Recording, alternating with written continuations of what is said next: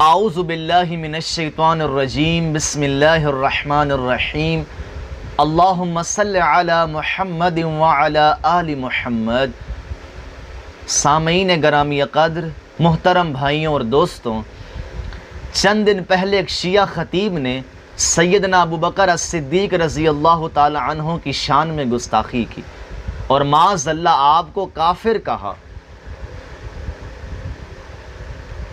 اور اتنی بڑی گستاخی ہے یہ کہ معاذ اللہ حضرت ابو بکر کو کافر کہا جائے۔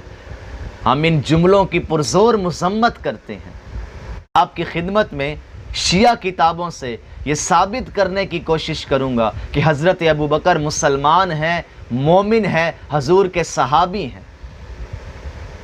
آپ خود ہی فیصلہ کر لیں کہ اس شیعہ خطیب نے کتنی بڑی زیادتی کی ہے، اور مؤدبانہ گزارش کرتا ہوں کہ اپنے جملوں سے توبہ کریں۔ سورہ توبہ آیت نمبر 100 کے اندر اللہ تعالیٰ نے صحابہ کرام کی فضیلت بیان کی کہ جو سب سے پہلے ایمان لائے اور جنہوں نے سب سے پہلے ہجرت کی، انصار و مہاجرین کا تذکرہ ہو رہا ہے۔ اللہ ان سے راضی ہے، وہ اللہ سے راضی ہیں۔ اب وہ کون صحابہ ہیں جو سب سے پہلے حضور پر ایمان لائے؟ تو تفسیر طبرسی کا حوالہ ہے۔ علامہ طبرسی اسی آیت کی تفسیر میں 2 اقوال لائے ہیں۔ پہلا قول وہ بیان کرتے ہیں کہ سب سے پہلے سیدہ خدیجہ حضور پر ایمان لائیں اور پھر حضرت علی حضور پر ایمان لائے۔ دوسرا قول بیان کرتے ہیں کہ سب سے پہلے سیدہ خدیجہ حضور پر ایمان لائی، پھر حضرت ابو بکر حضور پر ایمان لائے۔ یہ شیعہ مفسر اپنی کتاب میں 2 اقوال نقل کر رہے ہیں، اور آگے انہوں نے ان دونوں میں سے کسی ایک قول کا بھی رد نہیں کیا، دونوں اقوال کو لکھا ہے اور رد نہیں کیا ہے۔ اسی طرح دور حاضر کی ایک شیعہ تفسیر الکوثر شیخ محسن علی نجفی صاحب کی تفسیر، اس میں اسی آیت کی تفسیر میں شیخ محسن علی نجفی صاحب المنار کا ایک قول نقل کرتے ہیں کہ آقا علیہ السلام کی اہل بیت میں سب سے پہلے حضرت خدیجہ اور سیدنا مولا علی حضور پر ایمان لائے، اور باہر والوں میں سے حضرت ابو بکر حضور پر ایمان لائے، حضرت ابو بکر حضور پر ایمان لائے۔ تفسیر الکوثر کا حوالہ۔ اور اسی طرح سورۃ توبہ آیت نمبر 40 میں جو ہجرت کا واقعہ ڈسکس ہوا ہے کہ جب وہ دونوں غار میں تھے اور وہ 2 میں سے دوسرا، اور جب وہ اپنے صاحب سے کہہ رہے تھے اذ یقول لصاحبہ لا تحزن ان اللہ معنا، غم نہ کر اللہ ہمارے ساتھ ہے، اور آگے طویل آیت ہے، اللہ نے ان پر سکینہ نازل کی، طویل آیت ہے۔ اس آیت کی تفسیر میں علامہ طباطبائی اپنی تفسیر المیزان میں تفسیر کرتے ہوئے لکھتے ہیں والمراد بصاحبہ ہوا ابو بکر، کہ یہاں صاحب سے مراد حضرت ابو بکر ہیں۔ کیا مطلب؟ حضور کا صحابی کہہ رہے ہیں، وہ کافر کیسے ہو سکتا ہے؟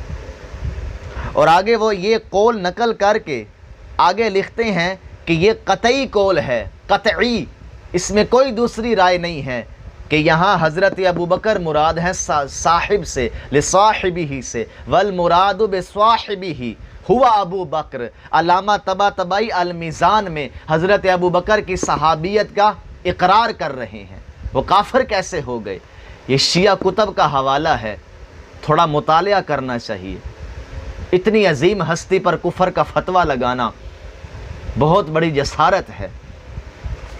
اور آگے علامہ حسین بن احمد الحسینی الشاہ عبد العظیمی کی تفسیر اثنا عشری، اس میں حضرت لکھتے ہیں کہ اللہ تعالیٰ نے حضرت ابو بکر پر حضرت محمد مصطفیٰ دونوں پر اپنی سکینہ نازل فرمائی اور ان دونوں کی مدد و نصرت فرمائی۔ یہ شیعہ عالم کے جملے ہیں، اپنی تفسیر میں وہ یہ قول نقل کر رہے ہیں کہ پوری دنیا سے منفرد کر دیا ابو بکر اور حضور کو، ان دونوں پر، فقط ان دونوں پر اللہ نے اپنی سکینہ نازل کی۔ العظیمی تفسیر اثنا عشری کا حوالہ ہے۔ اب آپ کی خدمت میں چند روایات پیش کر دوں جو شیعہ علماء نے، شیعہ محدثین نے اپنی کتب میں جمع کی ہیں۔ شیخ طوسی تلخیص الشافی میں ایک روایت نقل کرتے ہیں، امام جعفر الصادق اپنے والد امام محمد باقر سے روایت کرتے ہیں، انہوں نے فرمایا کہ ایک قریشی شخص نے سیدنا علی سے عرض کیا، یا امیر المومنین، ہم آپ کو خطبہ میں کبھی کبھار یہ کہتے ہوئے سنتے ہیں کہ اے اللہ تو ہمارے معاملات اس طرح درست فرما دے جیسے تو نے ہدایت یافتہ خلفائے راشدین کے معاملات درست فرمائے۔ تو اس سائل نے پوچھا وہ خلفائے راشدین کون ہیں؟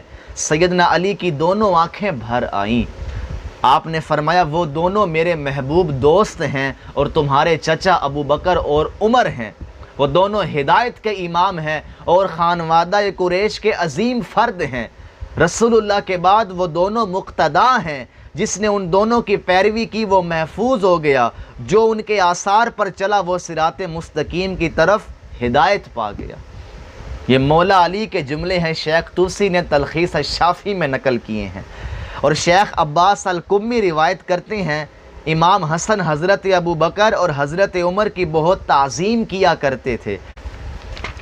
اور اسی طرح ایک اور روایت شیخ شوستری امام جعفر الصادق سے روایت کرتے ہیں، وہ کہتے ہیں کہ ان سے حضرت ابو بکر اور عمر کے متعلق سوال ہوا۔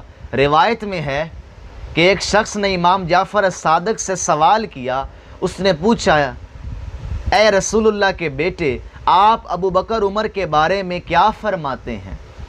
آپ نے فرمایا وہ دونوں عادل و منصف مزاج امام ہیں، وہ دونوں حق پر تھے اور اسی پر ان کا وصال ہوا، سو ان دونوں پر قیامت کے دن اللہ کی خاص رحمت ہوگی۔ اب امام جعفر صادق کیا فرما رہے ہیں کہ وہ دونوں حق پر تھے اور اسی حقانیت پر، اسی حق پر ان دونوں کی وفات ہوئی ہے، وہ کافر کیسے ہو گئے؟ اور یہاں ایک اور روایت پیش کر دوں، سیدنا امام جعفر صادق علیہ السلام حضرت ابو بکر و عمر دونوں کے ساتھ دوستی اور مودت رکھتے تھے، اور جس وقت حضور کی قبر شریف پر صلاۃ و سلام عرض کرنے کے لیے حاضر ہوتے تو ابو بکر عمر کی قبور پر بھی سلام کہتے تھے۔ یہ بھی شیعہ کتاب کا حوالہ ہے۔ تو بھائیوں اور دوستوں، وہ کافر کیسے ہو گئے؟ شیعہ مفسرین ان کے ایمان کی گواہی دے رہی ہیں، اور ائمہ اہل بیت اطہار کی روایات شیعہ محدثین نے اپنی کتابوں میں نقل کی ہیں، جس میں حضرت ابو بکر کی مدح بیان ہوئی ہے، ان کی تعریف بیان ہوئی ہے، ان کی فضیلت کا بیان ہے۔ اس خطیب سے بھی گزارش ہے کہ اپنے جملوں سے توبہ کرے اور اس طرح امت کو گمراہ نہ کرے، اتحاد بین المسلمین کے جذبے کو مجروح نہ کرے۔ شیعہ مذہب میں کوئی ایسا نہیں ہے جو صحابہ کرام کی گستاخی کرتا ہو، یہ فتنہ فساد ہے اور ایسے لوگ داخل کیے گئے ہیں جو امت مسلمہ کے درمیان دراڑ پیدا کرے۔ شیعہ مجتہدین نے کافی عرصے سے یہ فتویٰ جاری کیا ہوا ہے کہ شیخین کی توہین حرام ہے، اہل سنت کے مقدسات کی توہین حرام ہے، کافر کہنا تو بہت دور کی بات ہے۔ تو اللہ تعالی ہمیں حضرت ابو بکر کی محبت نصیب فرمائے، ان کا ادب نصیب فرمائے، اور فتنہ فساد پھیلانے والے لوگوں سے ہمیں ہماری حفاظت فرمائے اور انہیں بھی ہدایت نصیب فرمائے۔ وما علینا الا البلاغ۔